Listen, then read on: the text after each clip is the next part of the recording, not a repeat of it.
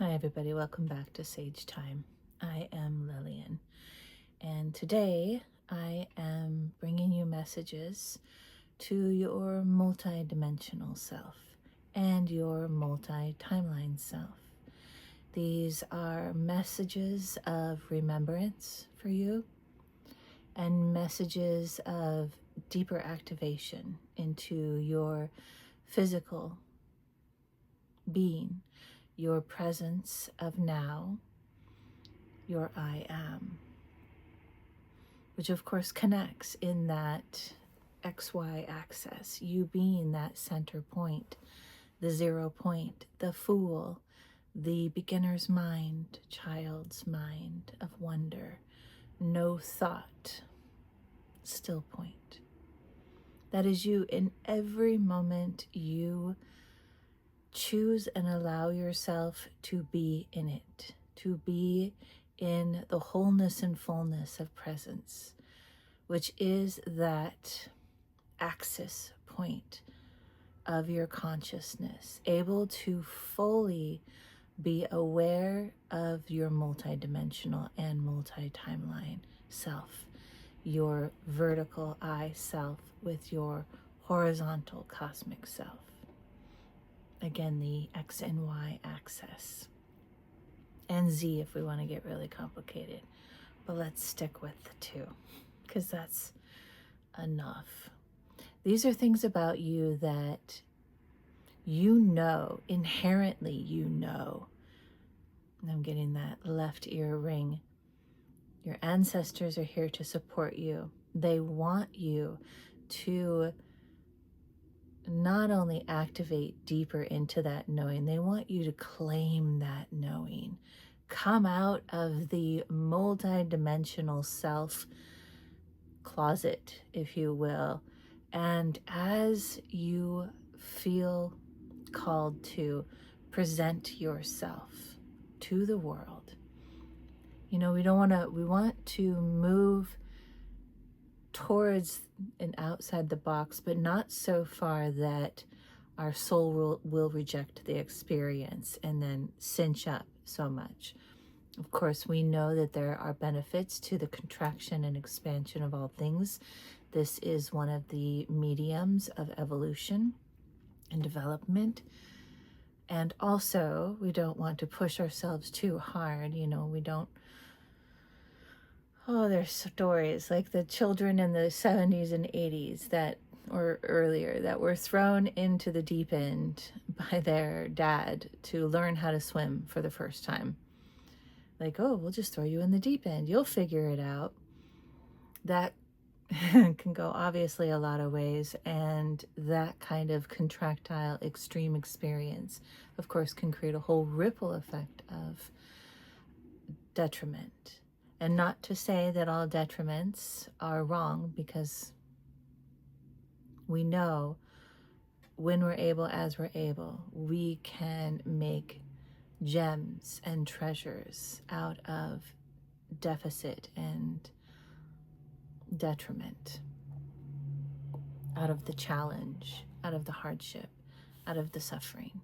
That is always available, and it is always the there's a lot coming in all at once.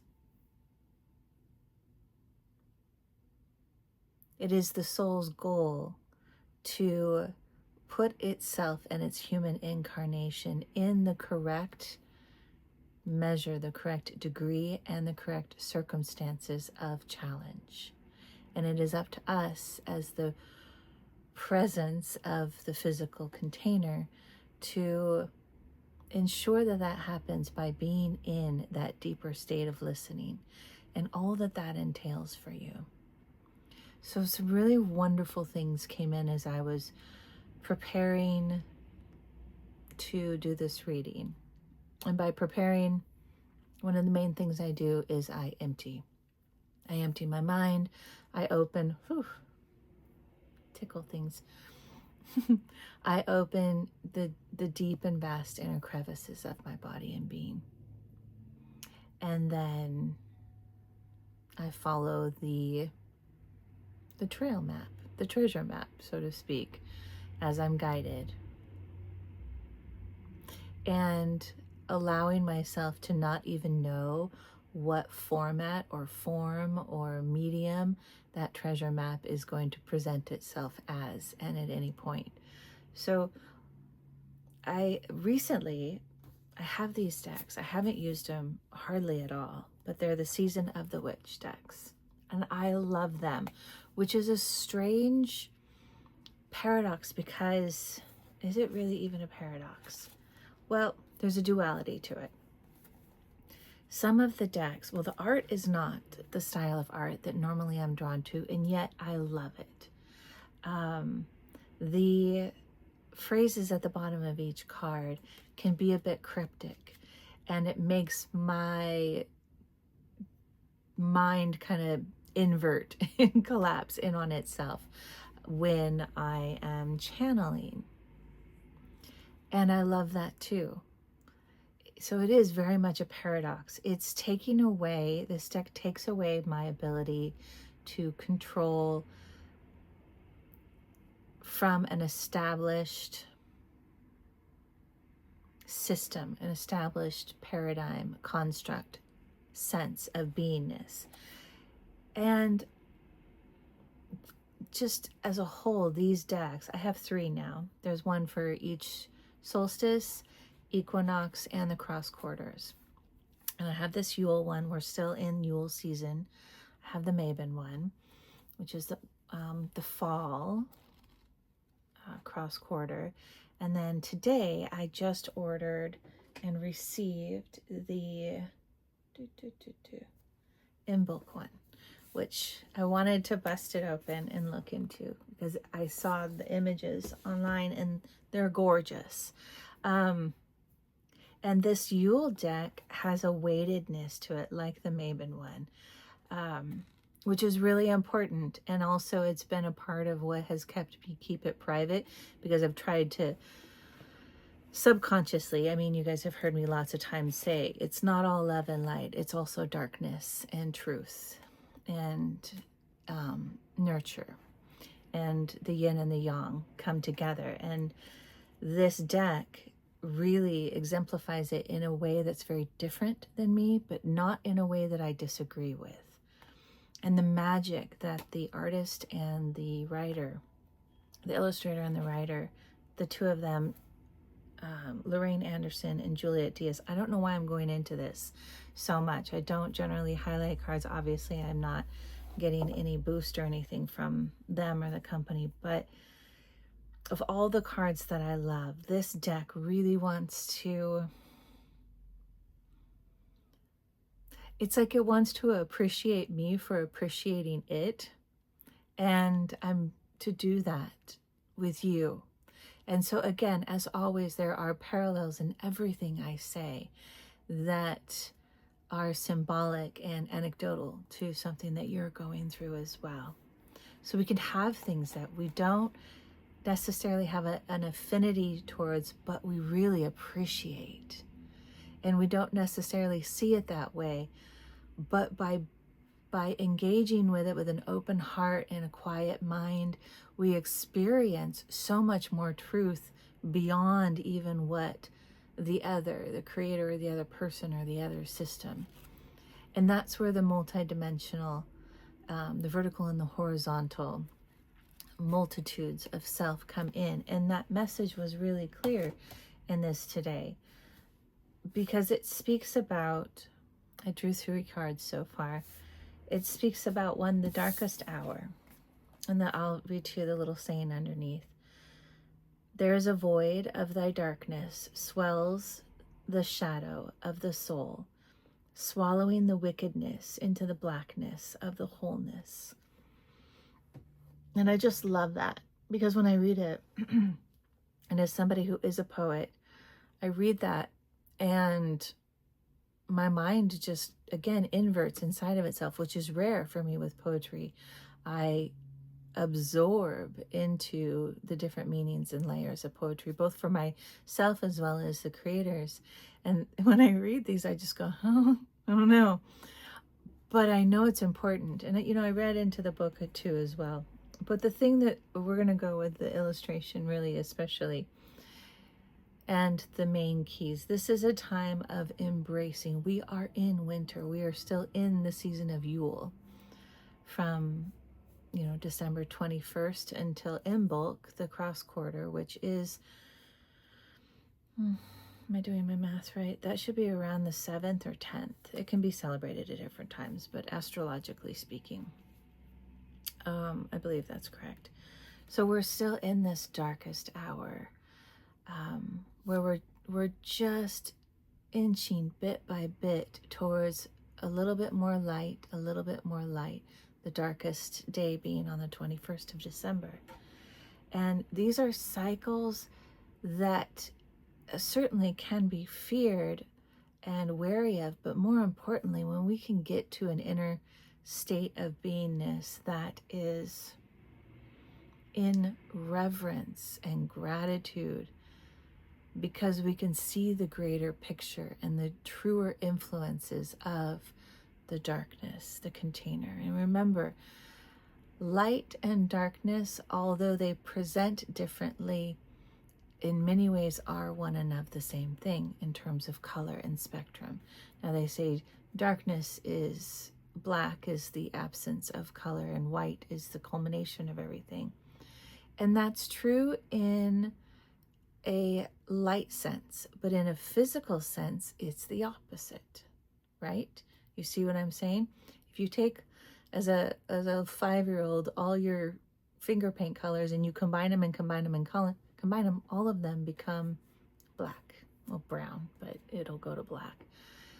And then if you don't, and you're just staring at the white butcher paper on the deck outside in the summer day because your parents threw you outside to play with finger paints and not make a mess in the house, before you apply any of those colors, it's white. So in the 3-dimensional, in the physical materialized sense, it's the opposite.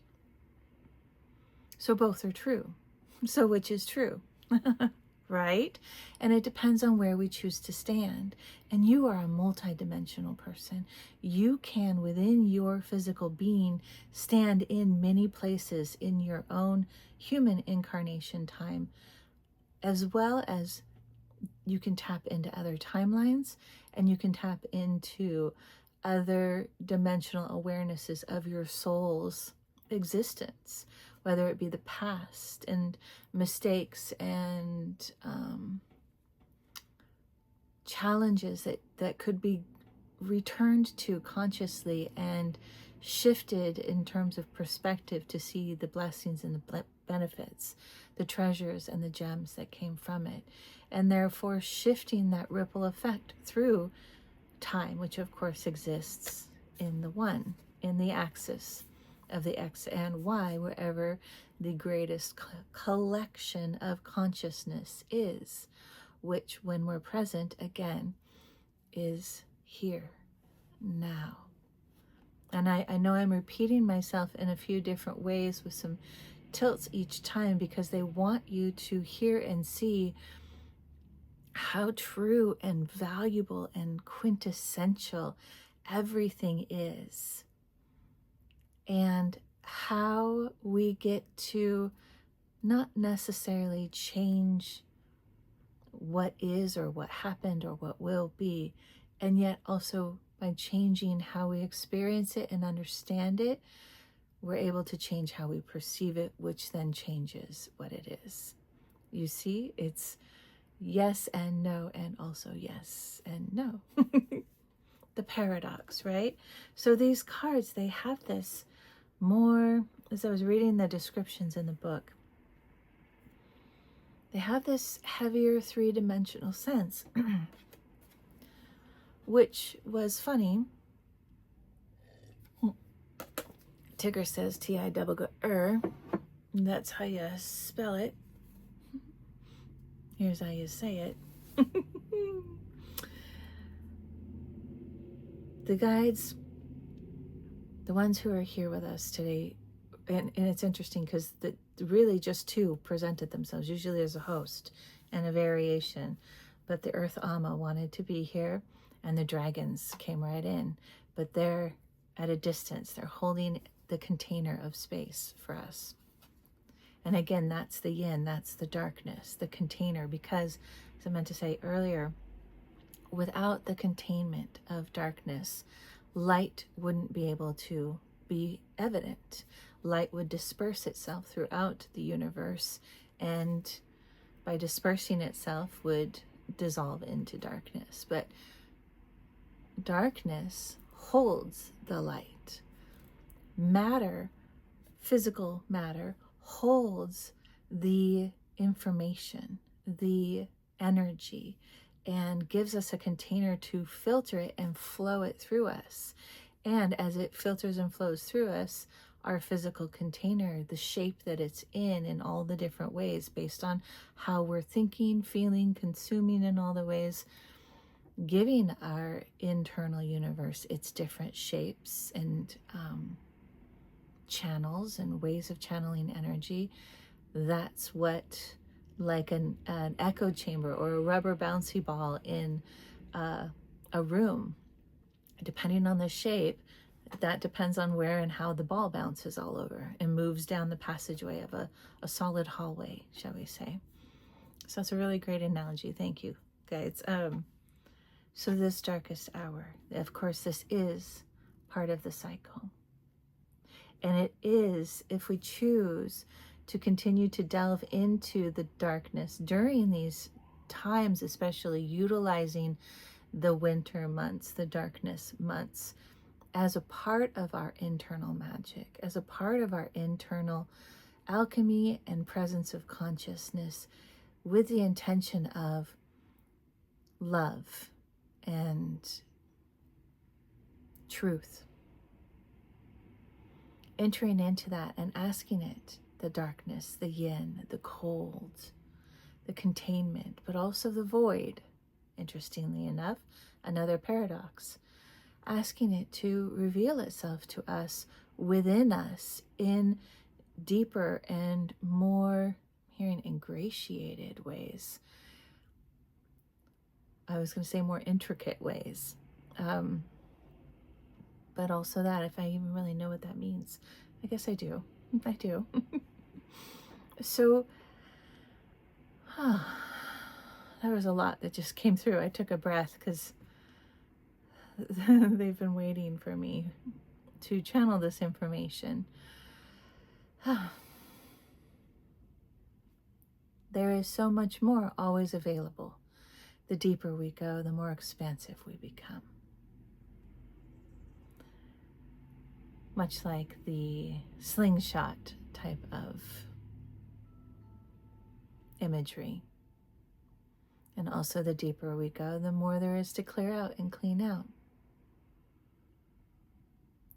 And so part of that is visiting the past of our body, our genetic ancestry, and the past of our soul's ancestry, which is, all the things in all the ways. And the state of presence allows us to pull in other experiences of our conscious self, living in different ways and in different spaces, parallel to us.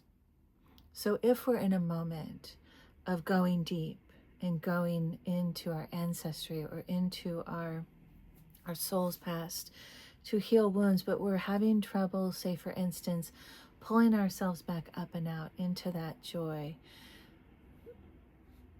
remembering, if we can, the joys of the deeper pasts, the innocence, but also reaching out externally to the horizontal, to information that we aren't necessarily experiencing in our present purview.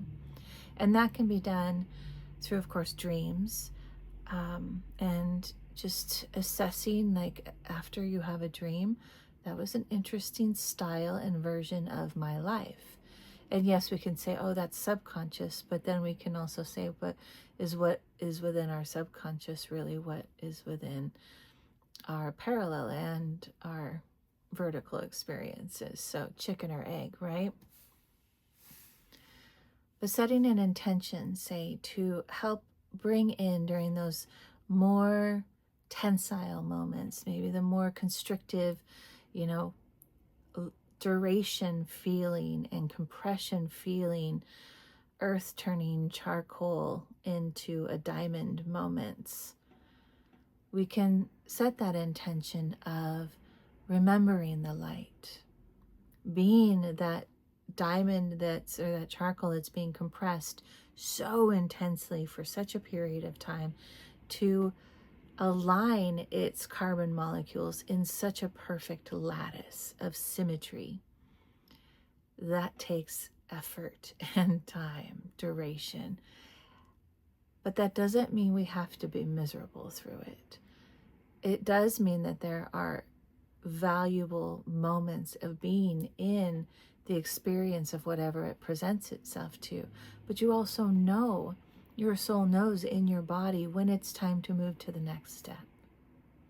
And that's what this remembering card is about. In fact, the other card that came up is the cold moon, which is the December full moon. And the cold moon talks about relinquishing and letting things go. But relinquishing and letting things go so that we can see the things that are in our present environment that have more of a resourceful application than what we thought. A simple example is clearing out your garage or a storage space or your closet or those drawers in the kitchen and bathroom that have just been kind of accumulating crap for a while. But let's go bigger. Let's do like a garage, or maybe you're purging your entire home space and you're getting rid of things that maybe you say, but I need that. But then when you touch into how does it feel in its application in my life now, not what it was, but now, and the essence of the thing itself is faltering or empty and devoid, or even just simply an echo of what was and no longer is, good, bad, or indifferent, if you wanted to call it that. So the cold moon talks about that loss, that sense of loss, and the allowing of the loss to fall away, to get cold and freeze, and when the full moon of that cold, harsh winter night comes in, the moon illuminates and says, this is what is to have your attention upon. And then you move towards that or move towards releasing it. And being in that space of that darkest hour with that reverence and gratitude really helps, even if you're not going to feel it the same as you do on a sunny day where you're bicycling and your hair is frolicking in the wind, and it's just so fabulous because that's a different type of gratitude. But it's no more better than the other is. We simply have to change what we were told about those other moments of gratitude. It's like if you've ever experienced a great loss through a death, and there's this incredible aching sweetness to it, this sorrowful gratitude in the loss. There is an incredible dichotomy of emotions all over the place. And it's a beautiful thing. It is part of the beauty way essence. And so bringing in the remembering as you do that, as you release things that no longer are for you, bringing in the remembering of, we'll use the vertical line in this, in the down space. Interesting way of saying things, very simplistic. The bottom half, so your past souls or your past human incarnation. Remembering your moments. I'm hearing not just this present life, using that vertical line to remember past moments of your soul's journey. And if you that are youthful and innocent and playful, I keep trying to get to the point and then I keep getting distracted and diverted. which apparently, I mean, that's how trees grow. They grow straight up, but there's all kinds of branches, and we need those branches to climb straight up. The metaphors and analogies that are coming through today. I love it. So, and that's part of it, letting all the things present themselves, letting yourself set an intention, and then allowing the memory to come through. So maybe you go outside or open a window and you're not remembering anything from your childhood, perhaps, that is really offering what you need of rekindling and retouching and reigniting that childlike, innocent play, open wonder, and delightfulness.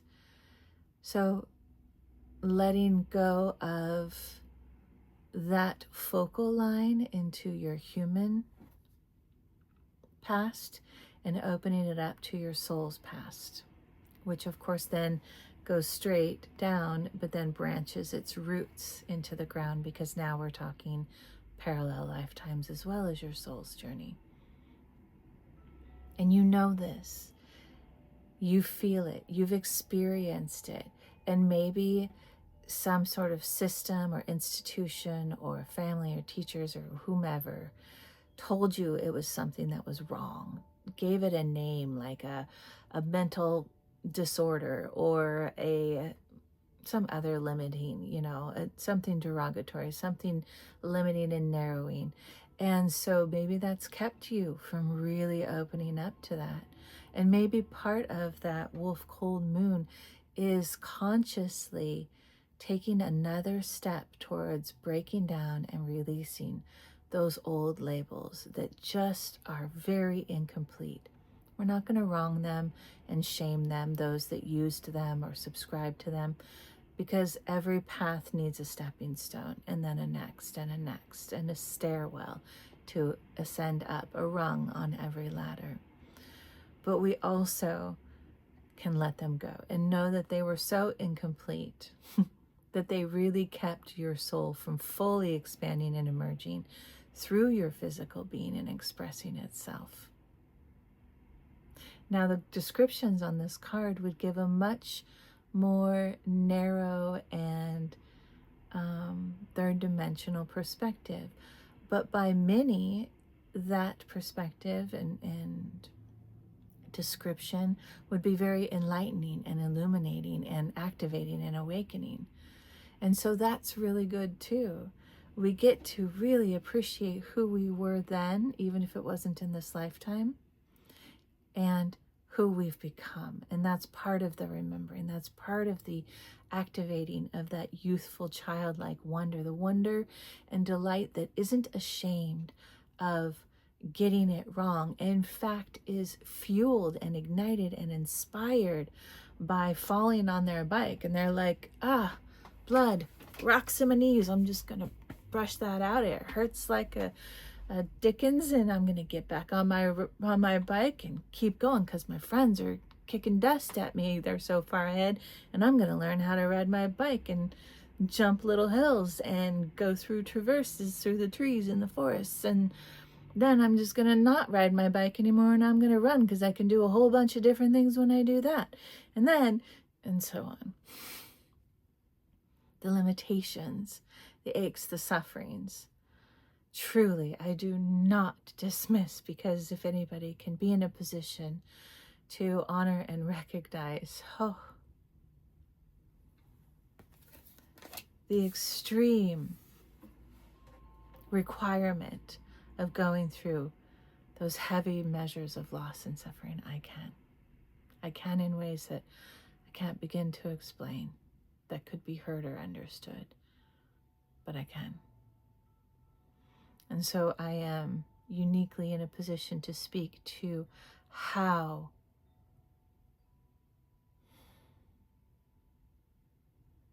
deeply reverent and appreciative I am, and we all can be, of those moments, and also of the steps to try to get to that place of appreciation, gratitude, and reverence, that we just don't feel it. And we're trying, and we're just not there. And part of that is the time, the design, and the little gemstones in the nooks and crannies of each step of the way.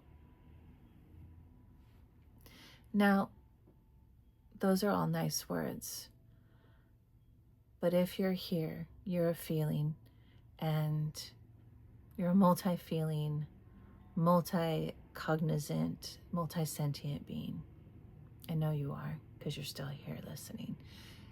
And if you're still here listening, then you can feel the truth of how I speak and what I speak to within your body. It activates you in ways that can feel any spectrum of feelings, but you know the truth of it. And there's this incredible heart serenity and grace that you feel when the truth comes to you and you allow yourself to go there, even if it's just a glimmer.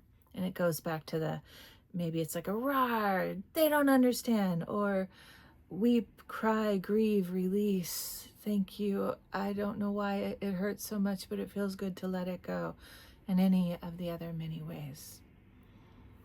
That twinkle, that spark, that tinge, that little bloom of grace and in the heart of opening and feeling the truth of something, that is an essential chord, an essential color and texture of the tapestry of compassion that is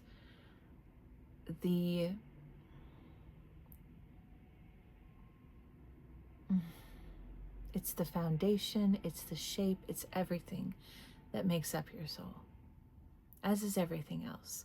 But having that fully intact and woven together, the holes mended within the tapestry of your soul's being, that is compassion, that is essential to allow all the other shards of your multi-beingness, you, to come in. Because it's that tapestry of compassion as well as the tapestry of love. And they kind of interweave with each other amongst others. But it's those that hold the integrity of the soul's journey. And just like a building that needs rebar and foundational stones and certain densities of concrete and so forth, that's what makes up the integrity of a building. And we have to have that rebar and that foundational concrete pour and shape and holding patterns, right? We have to have that tapestry to give integrity to the structure of the building, so then it can be continued to build on. Windows, stairs, doors, elevators, desks with potted flowers and a coffee bar in the kitchen.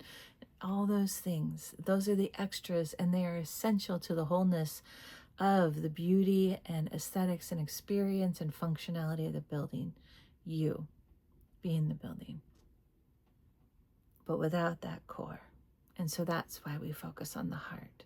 That's why we focus on the anchoring to the earth, because our bodies are still here and we are in it. And this is an opportunity to be embodied more and more and more, because so much can happen in a physical body that cannot happen in the more etheric incarnations of our soul, the non-materialized incarnations. Of course, those can have other things that we can't do here, but we can touch into them and tap into them and awaken and aware ourselves and pull them in and integrate without being it, without being a non-corporeal being. So there was a lot of channeled information. I know what I said, but it was, well, it was all the things. All right, let's bring a nice contrast. I'm going to pull from the Ancient Stones Oracle.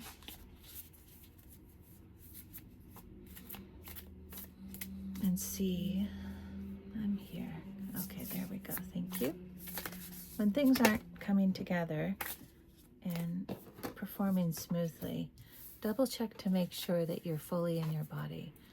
It's a great cue when things are just kind of falling apart and crumbling apart. Make sure you're fully in your body. And sometimes they need to keep doing that and being chaotic. And it doesn't mean you're doing anything wrong if things get chaotic and messy externally and internally. But it is an opportunity to, it's a format, a staging for you to be able to increase your power of presence, of consciousness in coagulation. Give me a better word, please, Spirit. Consciousness in concentration. Okay. All right. Here's that hallway where we throw a rubber ball into. The secret chamber, potency, deep connection, and treasure. We're going to read this one.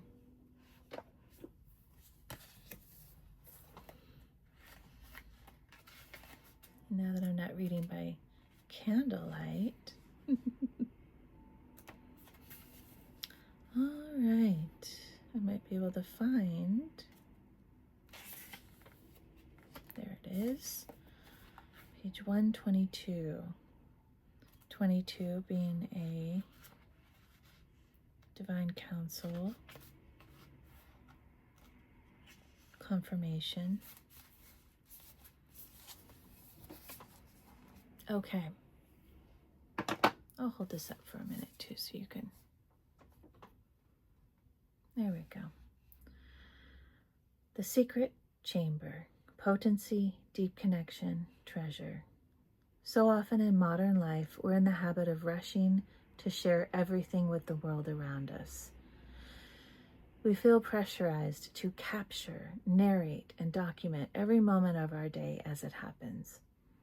And as a result, we fail to be truly in the moment. We go from truly creating to producing like a machine, and at this moment we disconnect from the sacred essence we yearn for most. The fast-paced way of being rips us away from the potent center of our existence as it takes place, and it stops us from receiving the nectar of this precious life.